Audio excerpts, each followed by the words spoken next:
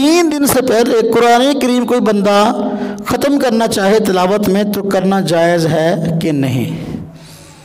तो हम कहते हैं भाई देखो ठीक है, अमूमन तो कुरान पाक को थोड़ा थोड़ा तिलावत करो और समझ समझ के पढ़ो, ठीक है।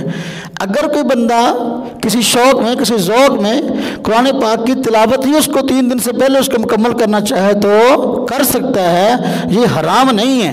गैर मुक़ल्लिद उलमा कहते हैं कि ये जायज़ नहीं है, जबकि सऊदी उलमा भी इसकी जवाब से कायल हैं। वो कहते हैं कोई बंदा 3 दिन से पहले अगर कुरान करीम को मुकम्मल कर लेता है पढ़ कर तो उसमें कोई हर्ज वाली बात नहीं है।